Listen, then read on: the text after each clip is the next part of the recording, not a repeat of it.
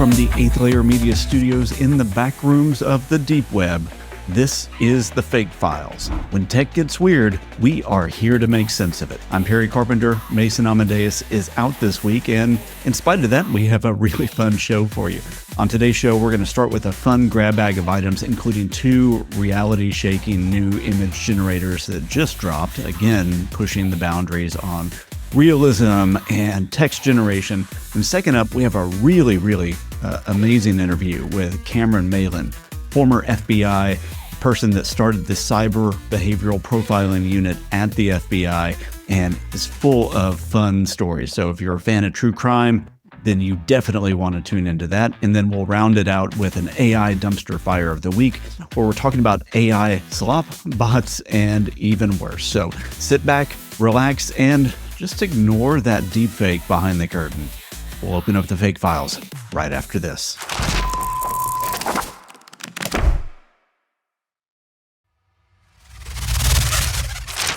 All right, so this segment is going to be a little bit of a grab bag. This is just a few things that I wanted to give you updates on or that were really interesting that happened this week. So really just 4 things. The first one is, if you remember a few weeks ago, I mentioned that I was going to be speaking and giving testimony to the Securities and Exchange Commission up in DC.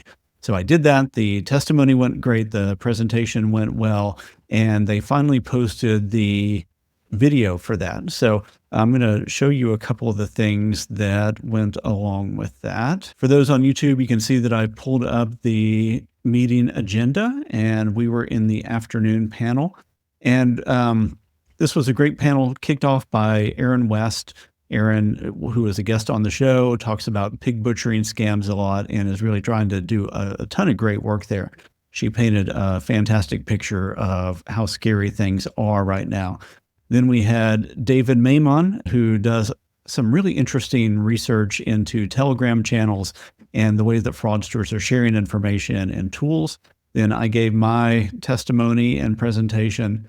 And then Claire McHenry, who's the Deputy Director of the Nebraska Department of Banking and Financial Securities Bureau, gave the last presentation, and she spoke a lot on policy work and what's being done really to enable public and private partnerships there, and some really good work.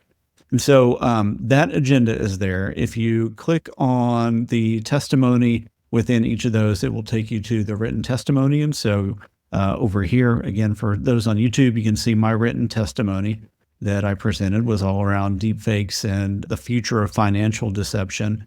And then also they posted the YouTube video of that. And so here you can see me dressed all up, presenting in front of the Securities and Exchange Commission, talking about deepfakes and some of the tools that are really being used and made available to both people who want to use these for legitimate purposes, but of course also on the cybercrime side. So that is that. I'll put all the links in the show notes for that.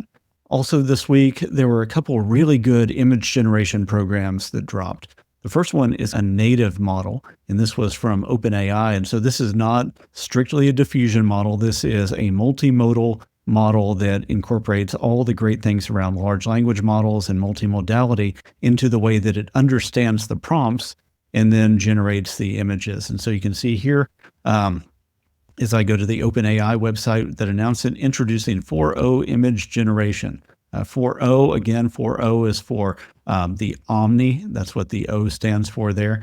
And it says, unlocking useful and valuable image generation with a natively multimodal model capable of precise, accurate, and photorealistic outputs. And they've got a ton of great information here.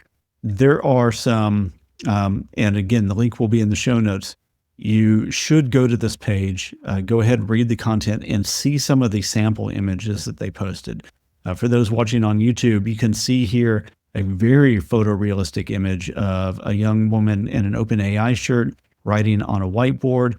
And you can even see like the outline or the reflection of somebody behind her taking a picture with like an iPhone or some kind of mobile device. The text that is on the whiteboard looks real. It's legible. It is fully readable. And it's actually interesting because it's talking about the way that the model works. So it's a little bit meta there.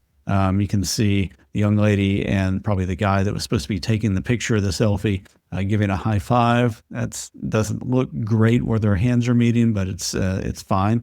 If you were just scrolling through social media, you would just think that was an awkward pose. So really, really interesting. They talk about character consistency. They talk about text generation. They can also generate images with transparent backgrounds.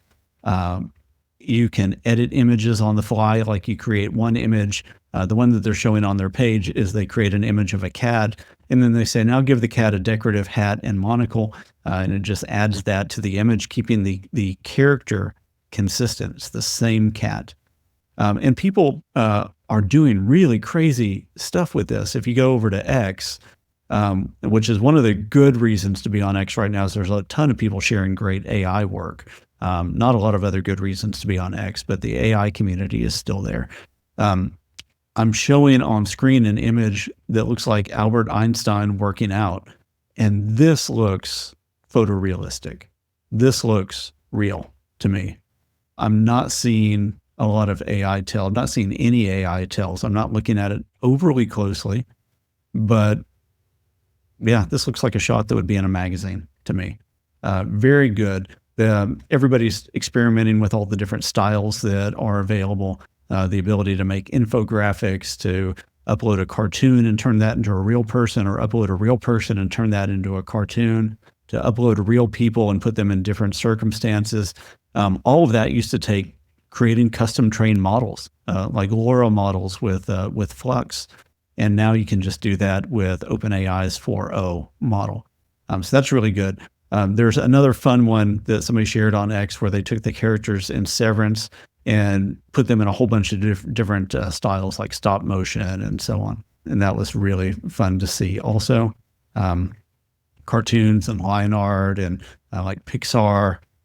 So yeah, really, really cool. And almost everybody has an OpenAI ChatGPT subscription.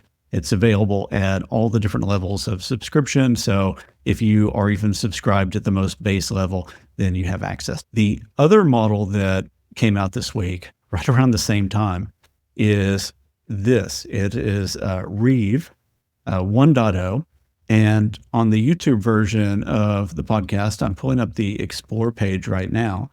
And you can see a bunch of very realistic images. I mean, this is a really, really good model. Of course, it also does like cartoons and oil paintings and abstract work, but this is a very, very good realistic model. And we are entering the age right now where people will not be able to trust what they're seeing online. I'm going to play a quick video of the demo reel for this. And in this, you're seeing like oil painting styles, various art styles, various anime styles represented, photorealistic like magazine shots. Really, really good. Even like candid shots with old photography styles, old camera lenses. Very, very good results with that. So again, these image models keep getting better and better and better.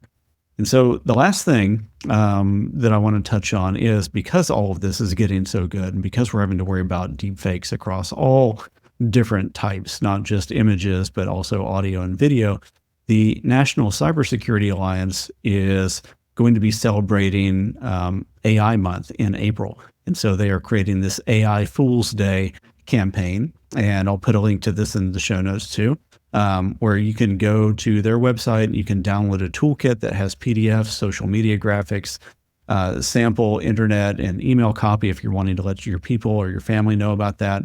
Other helpful materials, including a number of commercials that Mason and I created for them. So little 30-second ad spots that could be put on the radio that dramatize some of the types of AI voice scams that are out there. Here's one of those real quick, just so you get an idea.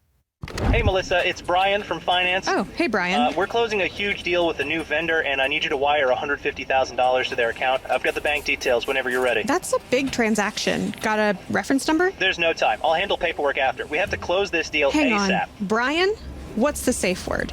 What? I don't have time for games. If this deal falls through, I will personally... With AI, scammers can sound like anyone. Create a safe word with your workplace today. Learn more at staysafeonline.org. So with that, that is this segment. All the links are going to be in the show notes. Right now, we're going to go to a quick break, and then we'll come back with our interview with Cameron Malin.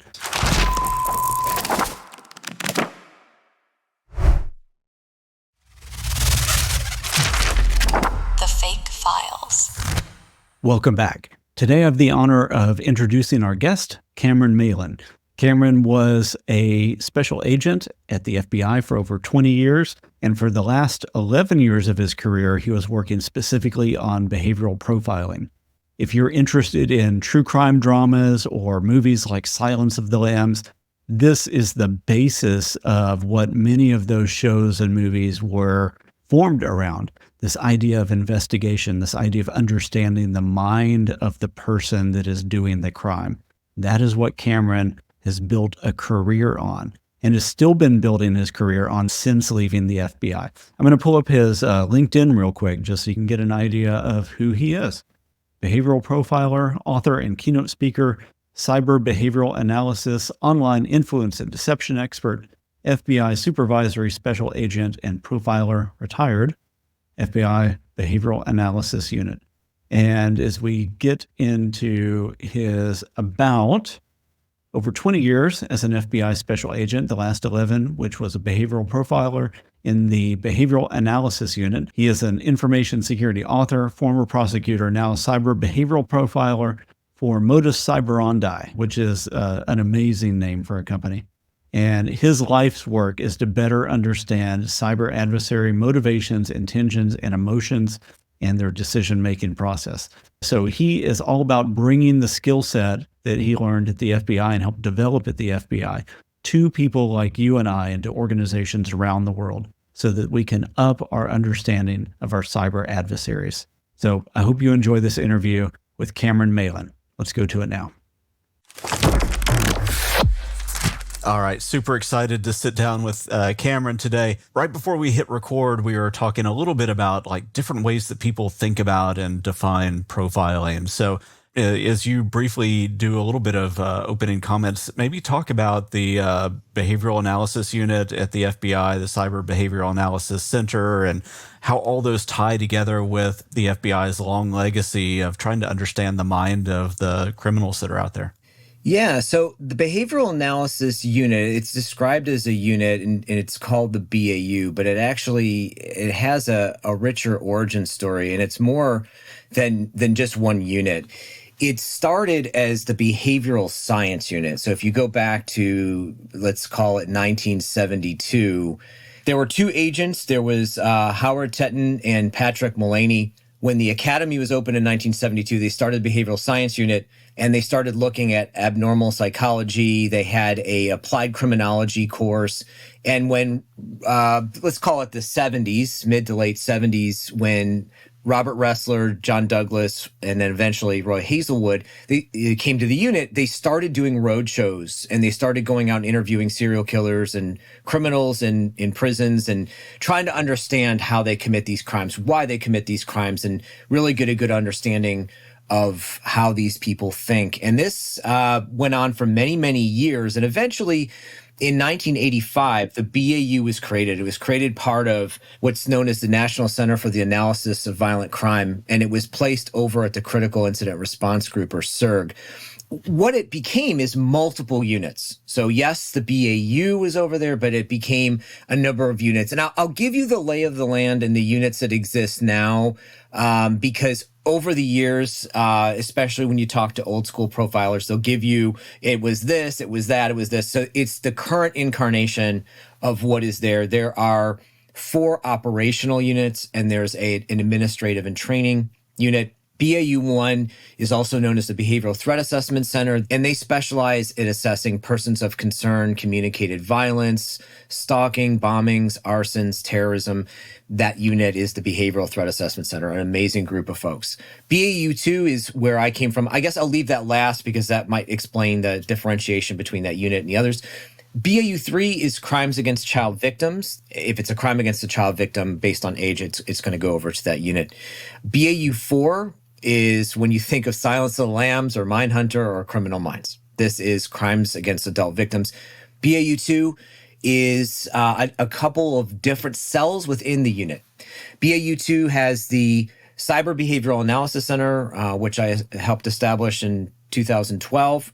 It also has what's known as the Behavioral Analysis Program. And then lastly, there is a Deception and Influence Group, or the DIG. It has been my understanding since I retired, named differently now, but the intentionality, the focus, the cadre of specialists is the same. And that is people who specialize in understanding adversary use of deception, information operations.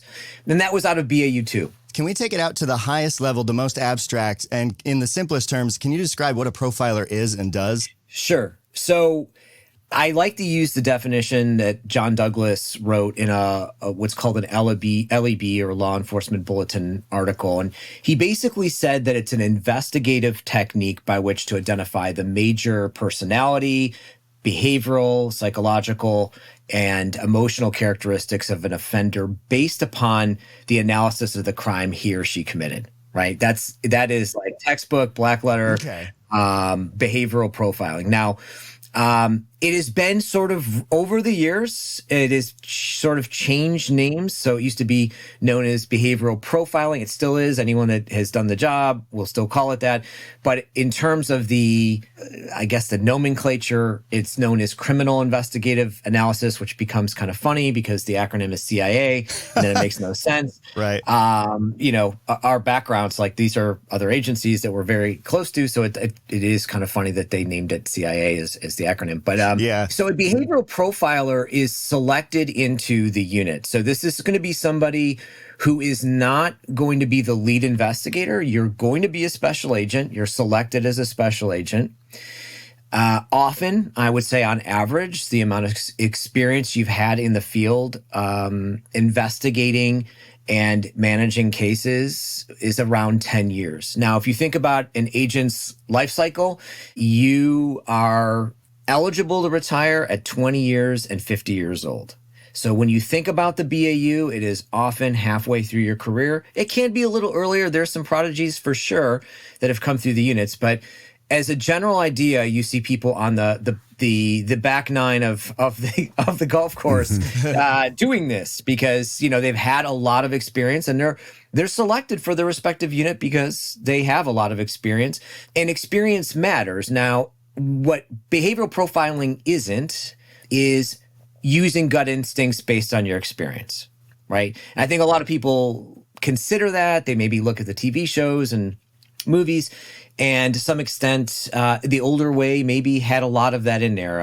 I was very lucky to have some old copies, let's say, of the Dennis Rader's assessment, BTK, when he was first being assessed. And then I had the later assessment when a more modern profiler had him as a subject to assess and actually interviewed him. And the assessments are very different. I used to have new profilers coming through the unit read both assessments to see the evolution over time in the units. There's a lot of science, and something that I know you and Perry would both appreciate. There's a lot of cognitive science. There's a lot of psychology, sociology. There is a lot of anthropology. There's neuroscience. There's a lot of things that go into the process of understanding why someone did something. If you want to break it down at its highest level, we're in the why business, right? Right. Yeah. I have one follow-up just to tack on. What does the output of your day-to-day in that position look like? Are you contributing to some sort of a database of profiles, or is it like some kind of decision tree flowchart to analyze criminal behavior, or is it like a Dewey Decimal System? I like the way you think, Mason. You can already see like how you visualize information, and it's interesting to hear you how you're framing it. So oftentimes what will happen is there will be an intake of a case. It might be that let's say that you, me, and Perry are in the same unit, and we have a unit chief who's managing the profilers in the unit, and he or she may say, hey, we have a new, let's call it, ransomware attack. Let's just use that, right? And we would jump on a call with the respective agency. It would say it's FBI internally. It could be DHS. It could be whoever wants. It could be international. The FBI works very closely with international partners, particularly in cyber, any violation, but cyber is ubiquitous and you'd expect it to cross borders. We learn about the case and then we learn about the requirement. We want to interview this person. We want to arrest this person. We want to understand the group. We want to cause fear in the group. We want to, whatever the request is, we then assess, okay, here are the respective behavioral services that would best meet the needs of your requirements. Let's meet back in X number of weeks and we'll do a consultation. And then from there, you do your case consultation. And after the case consultation, depending upon the request and how the client wants it distilled, it could be in a report. It could be, hey, just give us a verbal delivery. We're good with that. It could be that we want a formal assessment, the PowerPoint, whatever it is. Maybe they need to take our assessment and provide it to another person they need to brief to. So they would prefer a PowerPoint. It really depends. But there's an end deliverable based upon the requirements of the client. Interesting. And also a little spooky and also super interesting. Cool. Yeah. So, as I think about the way that most people who have not directly worked with the FBI or spoken to somebody like yourself thinks about this, they're going off of like the Silence of the Lambs movies or Criminal Minds or something like that. Sure. I guess a two-part question. How close is that to the way that it feels as an investigator? And then where does the cyber component come in when we talk about the cyber behavioral analysis? Yeah. Oh, man, Perry, great question. So some of the movies don't do a great job. Criminal Minds, God bless Criminal Minds, very entertaining, had a great run. I think it might even still be running. I don't know. I mean, it's kind of a funny thing. My wife and I are both retired profilers, and it's very hard to watch those shows. So I really am not up on. I can imagine. I'm really not up on those. And we kind of like as a guilty pleasure, like, should we watch one of these? And we just end up not doing it. I would say that Silence of the Lambs is just not accurate. It is a great movie. I think any behavioral profiler would say, hey, that I enjoyed that as a kid or whatever. But Clarice Starling was a new agent trainee in the academy and was pulled out before she was even an agent to become the assessor and direct interface and interviewer of a very problematic serial killer. So how she would be qualified as a profiler, let alone as an agent, to be doing that doesn't make any sense, right? So that one is just wholesale, doesn't fit reality, but is a great movie. And I would say that when you look at Manhunter or The Red Dragon, it's the same thing. I think these books and movies are really great. With The Red Dragon, if you're familiar with that, it's also known as Manhunter, depending on the year that the version you saw. The other weird part about that one is the protagonist there was William Graham, or Will Graham, I think he was referred to. He had retired, and they called him out of retirement to handle the case. And again, that sounds really cool for a movie because they take the grizzled veteran and they bring him back. But the reality is, if you're retired, and they're going to assign the case to a new profiler, and that's it. They may call you and they say, hey, you handled this case at this point. Can we chat with you? If you're still holding your clearances and you're still doing work out in the industry as a consultant, that might look and feel different too. But you're certainly not being called out of retirement. And I don't even know if you could find an agent that would say, yeah, I've retired, I'm collecting my pension, and I'm doing other work now. And let me go back in and become a government employee again. Yeah, right. It just doesn't make a lot of sense. I'm sure you could appreciate that. So, but Mindhunter and Manhunt, which is about the Unabomber, Mindhunter is more of John Douglas's story. Very, very accurate, and also has all of the failures. It took some time, and there were a lot of things that we did that didn't work, and I thought that was a very honest depiction. And frankly, if you talk to most that are true crime lovers, that's the one that captures the imagination and is the most enjoyable because it's sort of gritty. It's not everyone wins. And that one's the most realistic. And it makes sense because the person who it's around was the consultant. So yeah. Makes a lot of sense. Okay. So then think about, that perspective that seems very, physically based, and there's a lot of, out in the field investigation. What is it like when you start thinking about the cyber dimension of this, and the person that you're profiling is on the other side of a screen, or is, leading a multinational ransomware group or something like that? Perry, this is such a good question. And it's really the origins of how I got into that space. If we can use the date 2007, so I had been an agent for maybe 5 years in Los Angeles division. I did my time in Los Angeles from 2002 to 2011/12. We moved in the new year, and we started in the BAU in 2012, and I retired in 2013. So you can kind of see 10 years on the front end, 11 years on the back end. And oddly, primarily in the BAU, if you split the career into half. I worked cyber cases from jump when I got to LA. That's why I got into the FBI. I was a prosecutor in Miami, and my last couple years, I was a high-tech crimes prosecutor. And when I joined the FBI, I wanted to go to a field office that I knew I was going to work hard cases with fantastic opportunities to learn and grow as an agent. And LA was that place for sure. And I worked many cases, and this is, if we use that time period of 2002 to 2007, if you roll back in time on what was going on in the cybercrime landscape, there were a lot of botnet cases, domestic botnet cases. It hadn't all gone over to Eastern Europe. Mm-hmm. And there were cases, they were going there, but there were a lot of domestic botnet operators. And it got me a lot of opportunities to investigate cases, do search warrants, do arrests, do interviews, wash, rinse, and repeat. And I had a lot of chances to meet and interview and learn about these people that were doing these attacks. And they were getting more sophisticated. And they were all very unusual people. They were not people with normal stories. They were criminals, but they were volatile. They were vulnerable. They could have been people you would be interested in having a coffee with or a beer with and could just talk to them.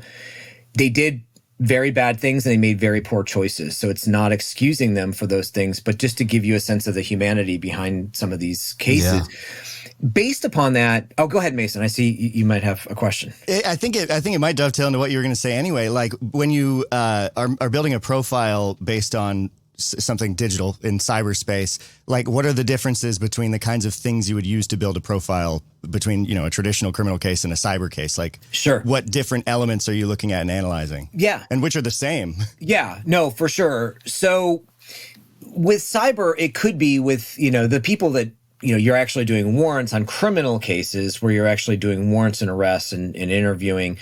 It could be a very different animal than, say, something national security related. It also could be very different if the subject and group associated with the attack is all extraterritorial, because now you're talking about collection of information through mutual legal assistance treaties, MLATs.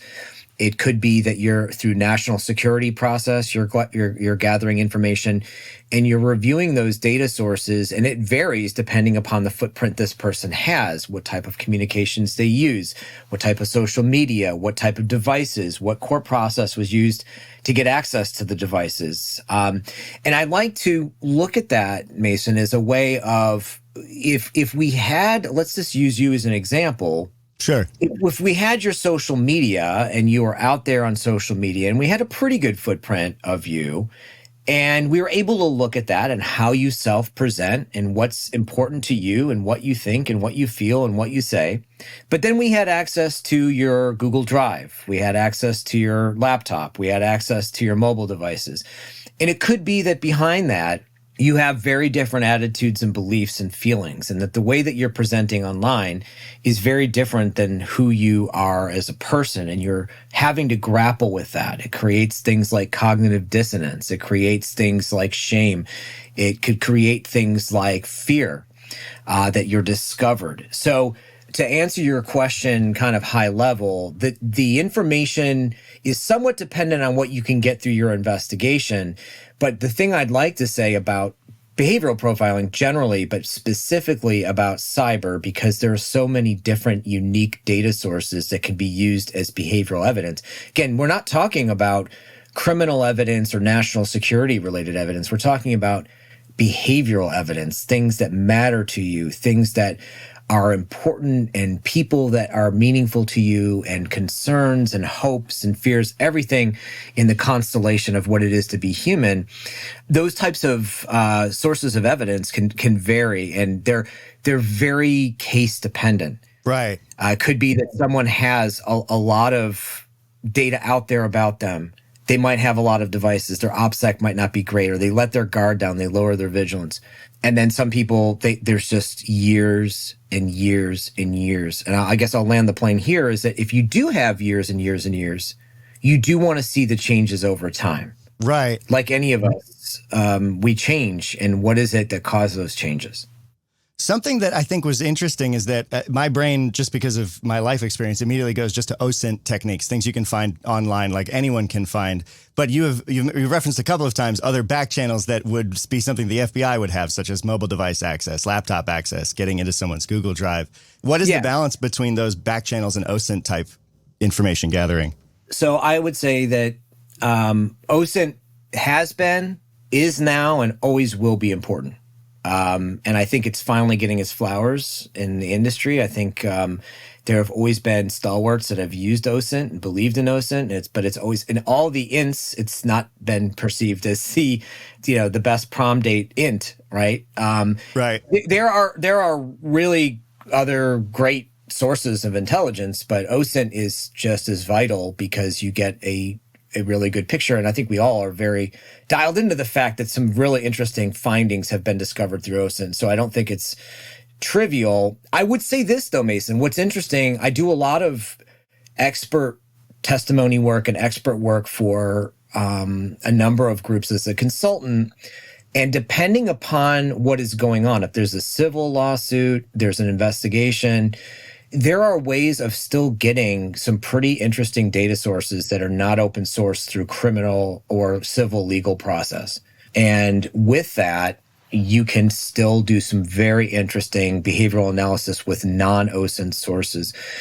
Some of the ones I'm thinking of just off the top of my head would be cell tower records, depending upon the nature of the court authorization. It could be acquisition of cloud-based resources, acquisition of mobile phone backups. I mean, there's a lot of different things you can do through legal process if there's litigation pending.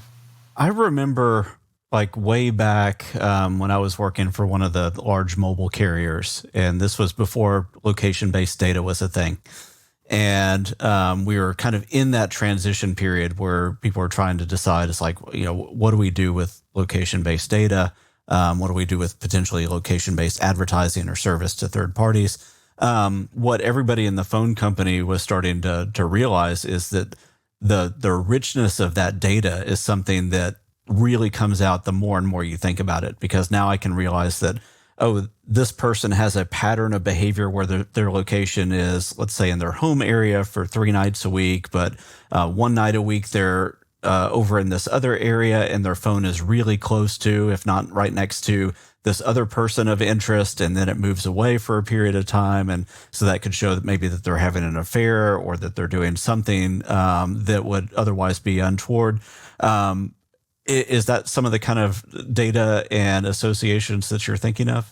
Yeah, Perry, I mean, that's pretty good. And variations of this have come out recently in a couple of hearings. I'm at risk of any politics. I won't describe the specific case, but there were some instances recently, let's say the last half year or maybe a little bit more, where there were hearings and someone did use that data and someone was caught in a pretty sticky situation because the location data based upon movements with mobile devices did not comport with the testimony given in the hearing, and that can be very very problematic. There are some exceptional tools that can be used to do that can show movements, that can animate the movements based upon location data and tower data combined. Those are very, very powerful. And then if you start layering onto that health data from a mobile phone, mobile phones are looking to optimize your experience and help you with persuasive technology, like you took this many steps and you did great today and high five, and here's the little icon you get for doing 10,000 steps. But when you forensically look at the 10,000 steps, well, it's telemetry data. It's showing where you're going. And there have been cases that you can tell, like if a body was dragged based upon, the health data if the person's wearing an Apple phone or Apple Watch. Wow. Heart rate changes against distance. This has been seen from victimology standpoint when people are running away from offenders. I love the fact that you're bringing in kind of the traditional way we look at location data, but when you start making a mosaic of all these data sources, then it becomes really laser focused. It's quite unique. To that end, the first thing that comes to mind, and I hope this isn't too soon in the interview to pivot to AI, but I'm curious about your feelings about what I'm sure will be AI systems used in this field to aggregate and process this kind of data. I think AI, when used ethically and thoughtfully and scientifically, it can augment so many different fields, and behavioral profiling should not be one that's excluded. If it can help ensure veracity, it can, let's say, be used as a basis of an alternative competing hypothesis exercise. If an assessment is done and AI suggests that the probabilities and ideas should be pointing in this direction, but the evidence through the eyes of the profilers are in this direction, it's a really great way to use ACH techniques to determine and number one, alleviate biases, and number two, ensure the highest quality and highest efficacy of accuracy in an assessment. I would never, just like anything else, I think you guys would agree, I would never use AI as the answer. I would use AI as a meaningful way of an assistance and augmenting processes, but never as a solution. And I know there's a lot of fears out there about AI, like it's going to replace people, it's going to become this, it's going to become that. Yeah, there are some really interesting things that AI can do, and it will surely evolve. Like from the point of our conversation, we may look back at this conversation in a year and go, wow, that was, who knows? So antiquated. That was so 2025, guys. Like we should have done better. But a person's ideas and intentions are the starting point for what's going on in AI. So I think a person's never going to be replaced. I think they can be helped a lot, and I think they can be hurt a lot through AI. Yeah. But it's a facilitation. It's a very meaningful facilitation of things. What do you think then about, let's say the other side of this? And I think we can think about weaponization of AI a lot, and we'll talk about deep fakes and everything else in a minute. But I'm wondering of, one of the things an investigator or anybody needs is to understand signal to noise. You want as much signal as you can so you can hone in on the things that matter. So if I was a cyber criminal right now and was thinking about like the investigative techniques that might be used to track me, one of the things that I would be thinking about is how do I create as much noise as possible? And I think AI and automation would be one of the things that I'm trying to figure out. This phrase is being overused right now, but basically, how do I flood the zone as much as possible to create as much distraction so that the investigators are having to track down 10 other things and I'm able to still get ahead? Yeah, Perry, I love the way you describe that. And I think we can break it down into some interesting deception nomenclature. And I think we could probably break it down into some behavioral profiling nomenclature that helps frame what you're saying. From a deceptive theorist standpoint, that's what's called a dazzle, right? This is from Boyer Bell and Barton Whaley's ruse matrix, and a dazzle is a way of dissimulating. It's a way of hiding by virtue of causing so much different signals to assess on different channels that it becomes very hard to see the real thing, right? It obfuscates it through all the noise, all the distractions. From a behavioral profiling standpoint, and I think this is just equally is meaningful here, is it's a way of staging. And staging is the intentional thwarting and misdirecting of an investigation by placing things in the way of the incident responders, the investigators, and creating red herrings where you end up following leads that end up nowhere. And it's very hard to identify the real thing you should be looking at if it's staged correctly. If it's not staged correctly, then the profiler, generally speaking, profilers are very good at picking up on staging. But the point of a staging artifact or multiple staging artifacts is to create that dazzle effect where it's hard to focus on the real thing. You're distracted through these misdirective efforts. You mentioned a ruse matrix with some names attached to it, and that immediately made me want to look it up, and I could not find it. Can you say that again?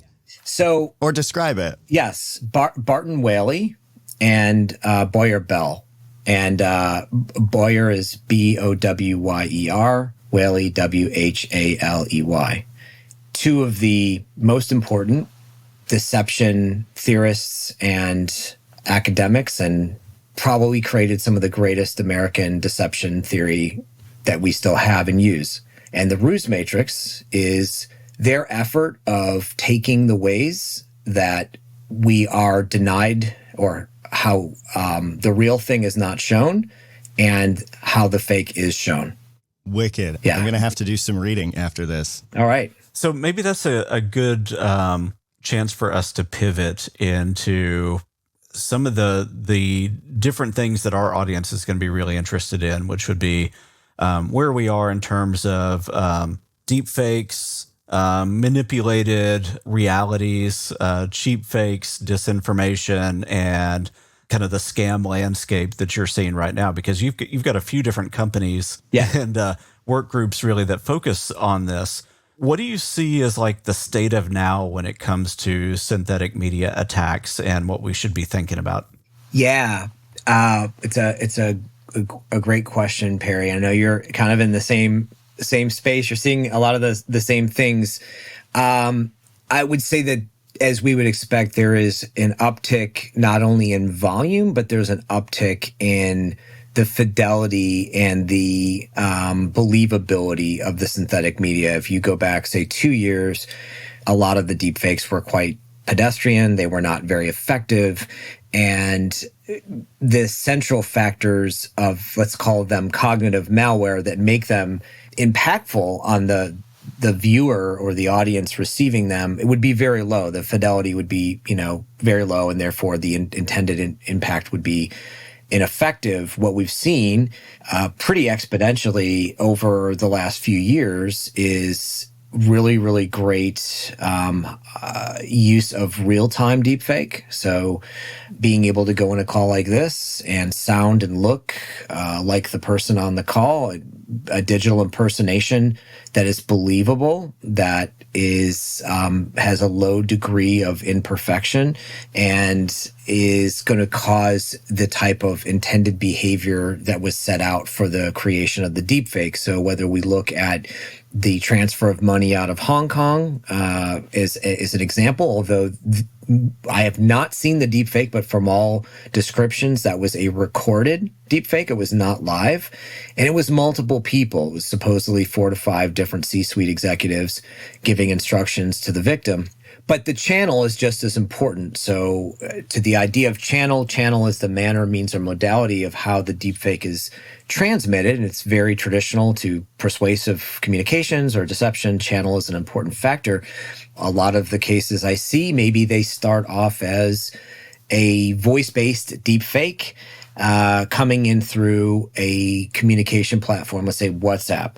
and it will start there. Now, it might be high fidelity, but there's still circumspection. So the offender has the responsibility in their mind to lower vigilance, increase familiarity, and raise fidelity to the extent that the victim now feels comfortable to take an action that, generally speaking, could be at high risk. So you're lowering the risk appetite and you're making the person feel like it's something safe. There are a number of psychological factors baked into that I don't know if offenders are doing now, Perry, are considering, but the outputs of their attacks certainly feel like they've gotten better at understanding some of the psychology behind how people trust. Yeah, from what I'm seeing in some of the investigative reporting at big scam centers like in Myanmar and others that are doing the pig butchering scams, they've developed playbooks. And so I think that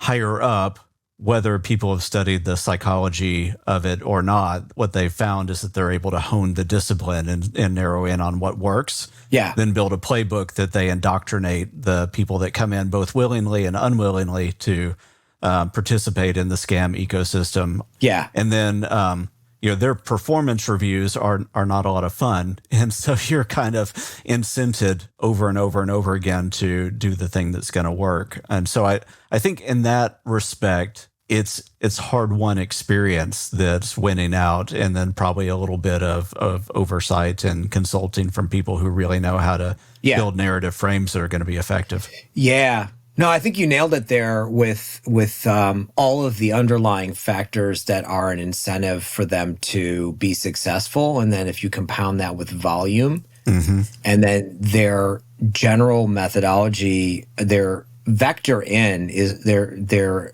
entrance is always an interesting gambit. They always use really interesting ways of piquing on people's curiosity, loneliness, hopes. Yeah. And they use a lot of behavioral economics in some of these efforts. It's not always the same because I think there's so many people doing it, but I agree with you that there's likely a playbook or playbooks that are used across these groups, and they probably borrow and steal from each other. Yeah. But that opening move, that pawn rook 4 move that they do to start the process with a victim and then relying upon numbers, it's really quite interesting. How far they'll go, multimedia now, I'm sure you've gotten the ones where they're willing to send pictures, and they've got to be real careful because once you start doing file exchanges, like things can happen on either end, and you could reveal things about yourself, and you could also have someone send you something back.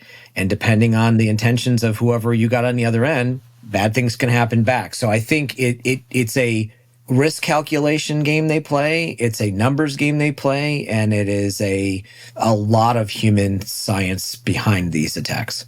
So pivoting off of strict scams then, what are the similarities and differences when it comes to information warfare using these tactics for disinformation or whatever purposes?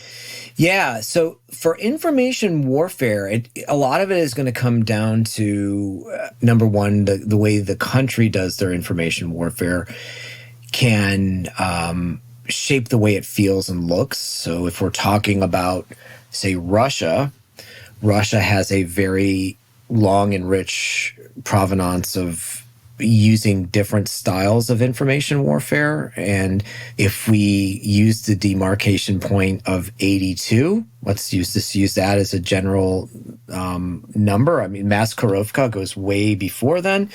But I like using that because that goes to Vladimir Lefebvre's work and creating reflexive control, which is he was a mathematical psychologist. And so he would look at reactions and movements and things that would cause reflexes in people based on math. And so if you look at any of his work, it has all these equations and diagrams with math. You might see how that looks different in, say, a 2016 election. There's very much we know it's Russia, right? But we also know the style of the attack is a reflexive control attack, and it's also an active measures attack. An active measures attack is one in which it's based upon political propaganda and attitude shaping through society and through politics in particular. It's a riff off of an old Cold War tactic and philosophy that we moved away from. From the U.S.'s standpoint, the Active Measures Working Group was shut down in the 1980s after the wall came down and after the Cold War ended. Russia did not stop their active measures, and so that becomes a different animal entirely. If they are practiced over 40 more years and we're not, it can look and feel quite different indeed. China's methodologies has a longer, richer history and stratagems in the way that they think about psychology. So the information warfare, Perry, I think it will look different because the breadth and scope and channels they use versus, say, pig butchering scam. Oftentimes you're going to see that very SMS-based, Apple Message-based. Although I did get one over email today, which was very bizarre. Ooh. And it was... Oh, really? Yeah, this was the first time I'd seen that. I won't derail too far here, guys, but it was the first time where someone sent me an email and it was looking as if it was a DNA genealogy issue where the person had concerns and referenced a relative of mine based upon my name. And it was only to me. So, typically when you get emails that are totally nonsense, you're BCC'd. Yeah. I was not BCC'd. This was one-to-one. Wow. That's spicy. It was spicy. Mason, I was so excited. I mean, I'm sitting there going, did they know I wanted this? I wish it were not a scam, but it definitely was a scam. And it's airy enough. It's just airy enough to not give you enough details where your curiosity is piqued. The name is familiar, obviously, so you're interested based on. So are they cultivating through Ancestry.com or some database? Now, I'm not in Ancestry and I'm not in 23andMe, but are they using some sort of AI to go through there and go, well, by definition, this person probably is related to this person? It's very interesting. Well, and how much sense does that make? It's become normalized to message people you don't know personally, but you found relations through Ancestry. That's normalized. Yeah. That's a great vector. Oh my gosh. It was pretty interesting. For them, what was bizarre is, remember, when we think of messaging, we're thinking about the source, the receiver, the channel, and the message, right? If we use that 4-quadrant piece that is very traditional for persuasive communications and deception, the source didn't do a good job of credibility. Source credibility is key. It reigns king in any of the disciplines we just talked about. And they use some horrible email addresses. It's like, okay, now if you made it look like a law firm or you made it look like something medical related, you could move it towards some financial thing. But I think the greater peak would be something professional, authoritative, expert-like, and trustworthy. As a reform lawyer, I'm not sure if law firms fit in that anymore, but I like that reformed lawyer too. That's very good. Yeah, I feel like I finally sweat it all out. But I coming from some crazy Gmail address, that's not going to happen, right? We're not doing that. But the body, the message is what was really interesting. So the source failed. The receiver was the right receiver. The channel was the right channel. They got it to me. And the message was good. The message was fantastic. Solid 10 out of 10, but it's the source. And that we all know, if anyone, in your audience is looking to, as a general idea, brush up on any of these tactics, whether it's AI, traditional scams, you have to understand that quadrant of source, receiver, message, channel. That is how it works. There was one that came to my email the other day, so not as sophisticated as the one that got to yours, but it was purportedly from the pastor of the little church that I go to. And what you could tell that the scammer found some kind of some directory to who was going to that church, because the subject line was my wife's name. Ooh. And so immediately I see the display name is somebody that I know. The subject line is somebody that's very personal to me. And then it went into a more traditional scam. Here, I'll just read it so I don't misquote it. Amazing. Yeah. It says, "Do you have a moment? I have a request that I need you to handle discreetly," which, seeing your wife's name there is a little bit scary. It says, "I'm currently busy in a prayer session. No calls, just reply to my email." And then it has his correct name and position. And then the name of the church, the address of the church at the bottom. And then it's a little giveaway. It says, "Sent from my mail." And then as I looked at the headers, under the display name, the actual email address was pastormail987@gmail.com. Some things that would erode the credibility, but for somebody that wasn't looking for scams or didn't know about it, I think 80% of the people would potentially reply back to that email because it seemed that credible. Small community church. Yeah. It's actually somewhat unsettling that they were able to make the connection that you're a congregant. Like that's they must have found a directory somewhere.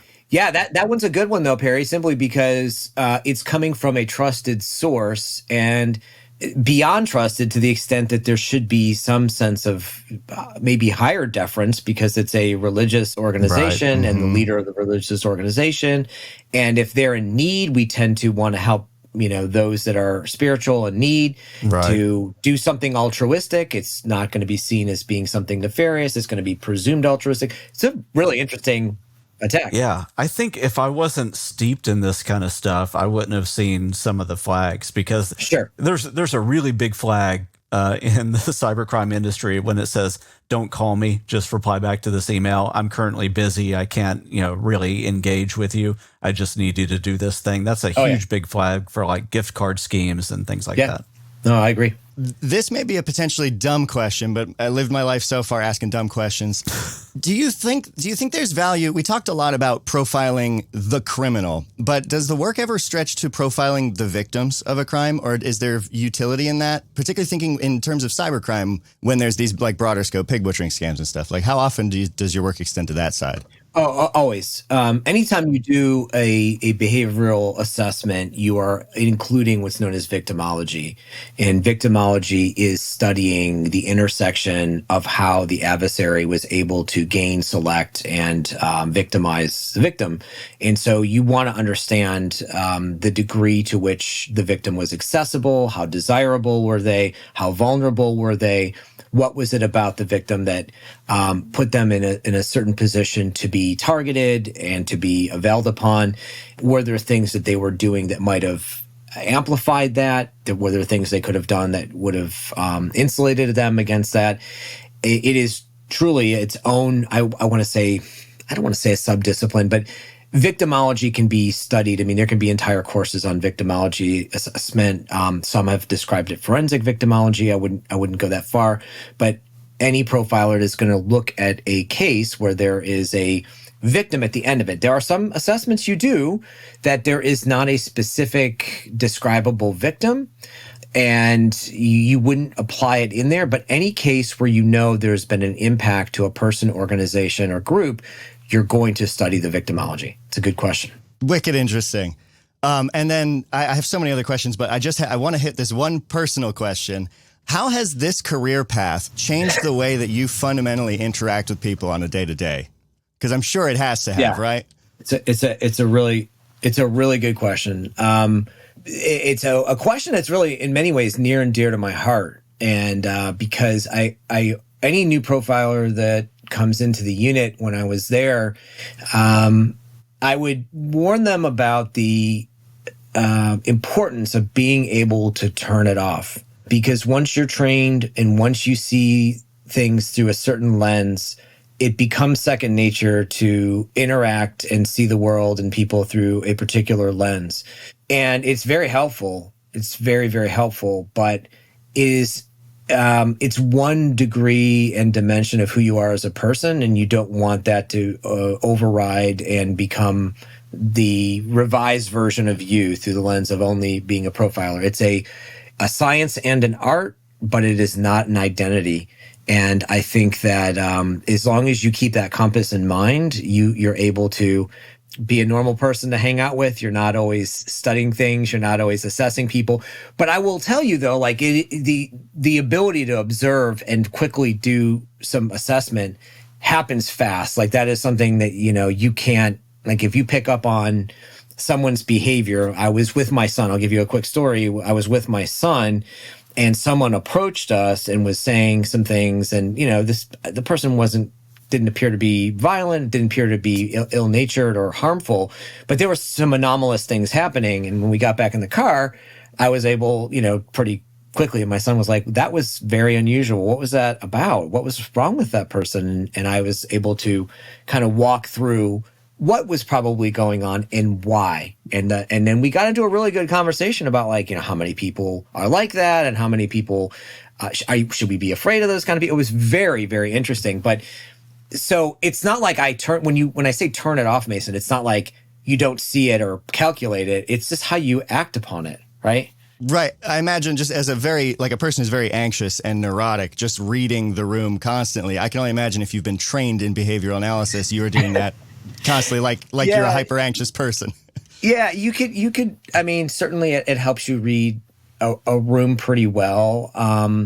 But the other side of that is you also just want to enjoy life in the world, and you don't want to overthink too much. The beauty of being human is experience, and I'm all about the experience. I'm not going to overthink that too much, but I'll always have that ability. Like you're saying, you can't turn off the idea of seeing, assessing, understanding what you're seeing in front of you. You just got to take that mental step of being mindful of, hey, I want to enjoy life. I want to not always be in the process of coming up with some assessment in my mind. Right. Yeah. I can only imagine. All right. So last question for us to out on. Talked about the fundamental importance of enjoying experiences. One of the experiences we're planning over the summer is this offensive cyber deception masterclass, I think is the title we landed on. Yeah. Describe a little bit what you are hoping people would get out of that.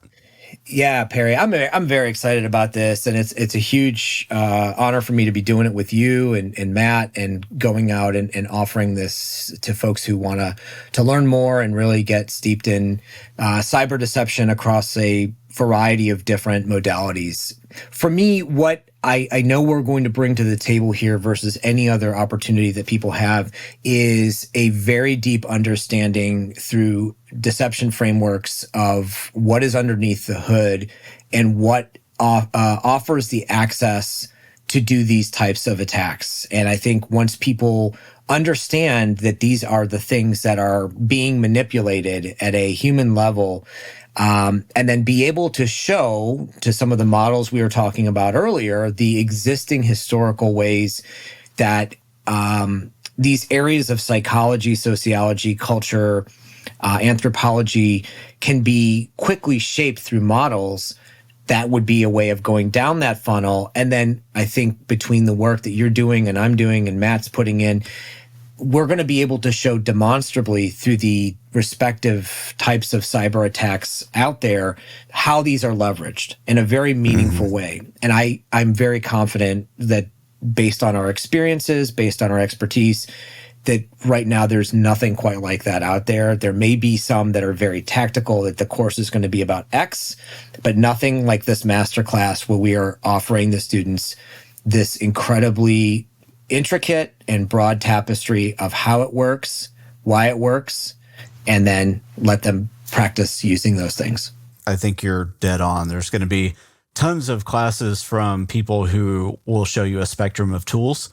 There are going to be very few that show you the spectrum of tools and the cognitive frameworks and vulnerabilities that can be exploited using those tools and some of the defensive mechanisms that we should be thinking about as well. 100%. It's exciting that you guys are doing this in person too, because then there's value. Everyone attending will have a chance probably to speak with you and ask questions and get more information and such, right? Yes. Absolutely. Yeah. And that's what I think it's fair to say. Probably Perry and I are both introverts, but this is a really good way to be around those that have those similar interests, where it feels like home. Right, you're around people that are very interested in the same thing, and so for introverts like us, yes, it's going out in person, Mason, but it's like being in your living room.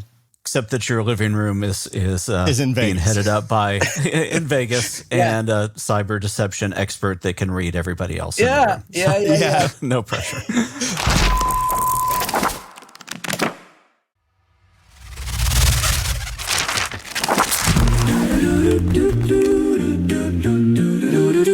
It's the AI dumpster fire of the week. Oh yeah. Bizarre responses make us all stop and stare. From coded dreams to errors that make you shriek. Step right up, see the AI freak show here. Let's close out with a couple interesting things that I think are scary and indicative of where the internet is going and where AI is going. This definitely qualifies as a dumpster fire because it's infecting reality. And one of the things we think about when it comes to AI and when it comes to the internet and the algorithmic influence of the internet is the fact that reality shifts based on the representation of certain types of data. That can infect the way that large language models are trained, that can affect search results, all of that kind of stuff. We've touched on that several times. But there was a great piece from 404 Media this week that made me revisit a couple core concepts. So before we get to the 404 Media piece, let me go over to Wikipedia and reintroduce you to a phrase. Now, this is the dead internet theory.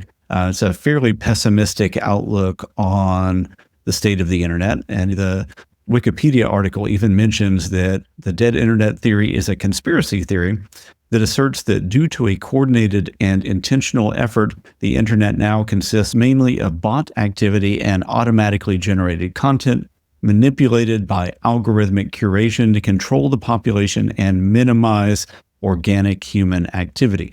Now, I think most of us, when we use the phrase dead internet theory, aren't thinking about that control aspect.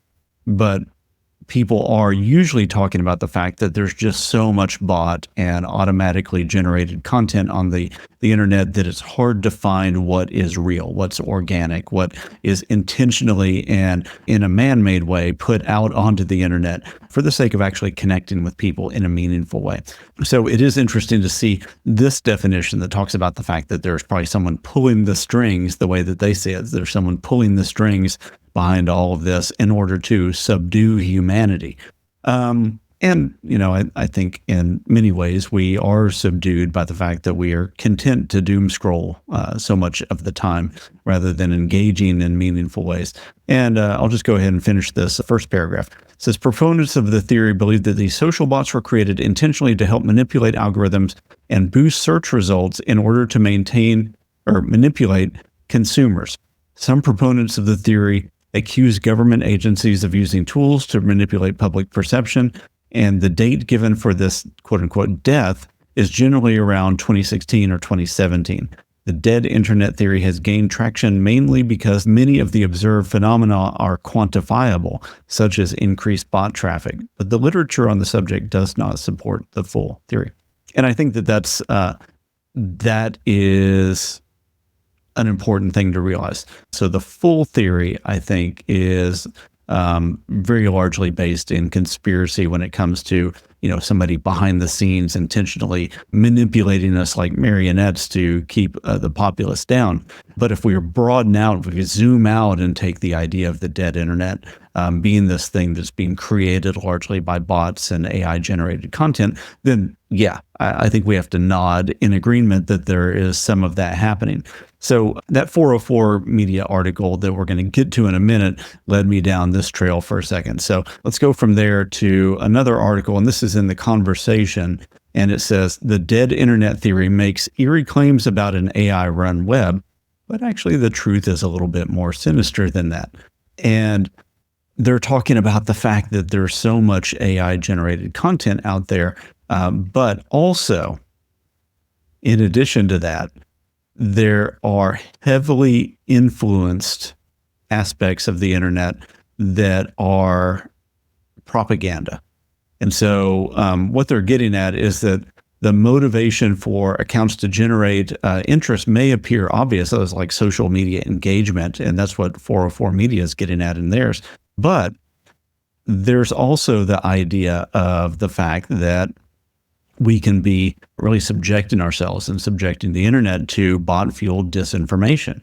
We saw that in the article that we looked at last week about the Russian propaganda network that was putting tons of articles on Wikipedia and other quote-unquote trusted sites so that those could get ingested into large language models and train the output to bias the output so that the Russian propaganda was going to be something that would be reflected in the output of the chatbots when people ask certain questions.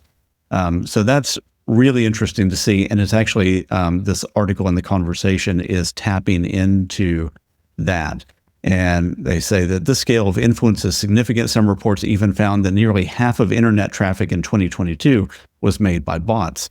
With recent advancements in generative AI, such as OpenAI's ChatGPT, models like Google's Gemini, the quality of fake content will only be improving. And social media organizations are seeking to address the misuse of the platform. They go on to talk about the rise of bots and how that was affecting X, and the fact that Elon Musk at one time was saying that that was a huge problem that they were trying to deal with. But it goes on to say the dead internet theory is not really claiming that most of your personal interactions on the internet are fake. It is, however, an interesting lens through which to view the internet, that it is no longer for humans and by humans. And this is the sense in which the internet that we knew and loved is dead. The freedom to care and share our own thoughts on the internet, social media, is what made it so powerful. Naturally, it is this power that bad actors are seeking to control. The dead internet theory is a reminder to be skeptical and to navigate social media or other websites with a critical mind. Any interaction, trend, and especially, quote, overall sentiment, unquote, could very well be synthetic, designed to slightly change the way in which we perceive the world. And so I encourage you to read this article from the conversation. It's a good segue into the 404 Media article. The 404 Media article is titled, AI Slop is a brute force attack on the algorithms that control reality. Now, the 404 Media article is a little bit less about propaganda and more about the fact that we are dealing with an attention economy that is algorithmically controlled. And the algorithms are understanding what gets engagement. And so as they're getting into what AI Slop is, anybody that's watching on YouTube is seeing some fairly creative and potentially horrific images, lots of stuff with food, just nastiness, weirdness, kind of mushed up together, and crazy stuff. And they've got this video that was AI generated that was at a mall that shows this one person eating other people and being transformed into what ultimately is some weird version of a giraffe. It's play that real quick. So a spider turning into this weird giraffe-like creature. It's pretty gross looking. And those are getting millions and millions of views. And then also the reporter that has been reporting on this said now their Instagram feed is just all AI slop, all weird AI slop. And I've seen that personally. I've shared tons of videos on Instagram with Mason and other people because that is my Instagram feed right now. It's all AI weirdness, again, because they know it gets that engagement. Anything that makes you stop for a couple seconds in your doom scrolling is the thing that the algorithm is going to prefer. And sometimes shock or outrage or just disbelief at what you're looking at is enough to make that happen. So what they get at in this article is ultimately what's happening is that people are just generating more and more AI generated content because of this effect. And people are not trying to serve other people with this content. They don't necessarily have a target viewer in mind. What they have in mind is the algorithm itself. Here's an interesting quote from the article. It says, YouTube doesn't care about your production value. They care about feeding their audience. And their audience is hungry for short content, ready to start feeding the algorithm what it's actually hungry for. And that was an influencer kind of giving their pitch on just filling up your YouTube channel or any YouTube channel with AI generated slop, because you're trying to feed the algorithm, which is all about this short form content. Then the article goes on talking to one of these creators, and the reporter says, I spoke to someone who's doing this and asked him if he was using AI tools for, quote, brute forcing social media algorithms, unquote. And he said, quote, sounds about right, bro. I think that line of thought is correct. I agree with it. So the conclusion that the author of the article is coming to, the platforms are brute forcing themselves. They're kind of in this cycle of madness. It says, my brute force attack metaphor isn't perfect because with a brute force attack, the ones being attacked try to stop what's happening. In this case, the platforms are both paying spammers to brute force their platforms and increasingly have realized that they themselves can brute force their own users with AI-generated ads that they can help companies make and optimize. And so they end it by talking about the cat and mouse game of all of this. It's a fairly lengthy article, and I may even try to get the author on the podcast to talk about it. And this is kind of the conclusion of it, is that people are teaching each other to generate content for algorithms, not for humans. And so I'll just read a little bit of this, one of these concluding paragraphs. They say, even though many of the AI images and reels that I see have millions of views, likes, and comments, it is not clear to me that people actually want this. And many of the comments that I've seen are from people who are disgusted or annoyed. The strategy with these posts is to make the human linger on them long enough to say to themselves, what the F, or to be so horrified as to comment, what the F, or to send to a friend saying, what the F. All of these are signals to the algorithm that it should boost this type of content, but are decidedly not signals that the average person actually wants to see this type of thing.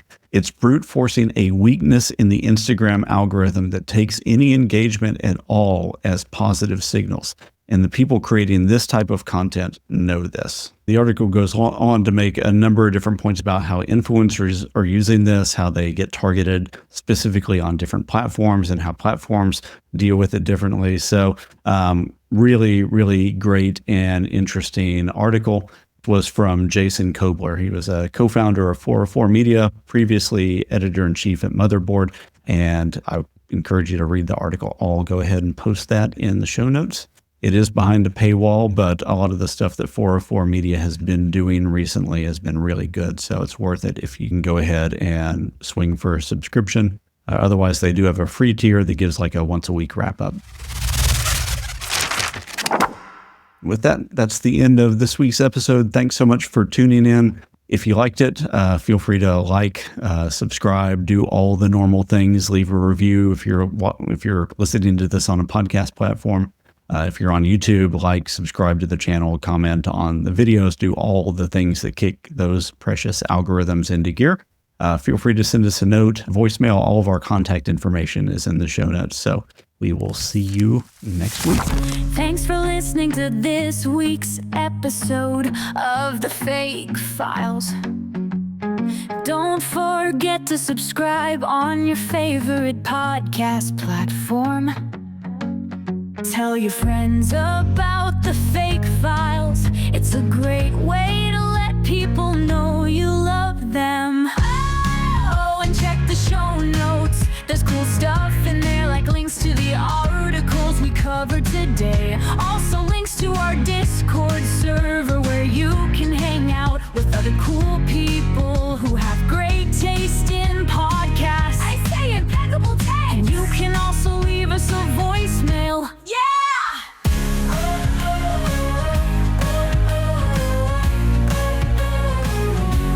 So on behalf of Perry and Mason, thanks for listening. And tune in next week for the FAIK Files, the show about AI with the misspelled name.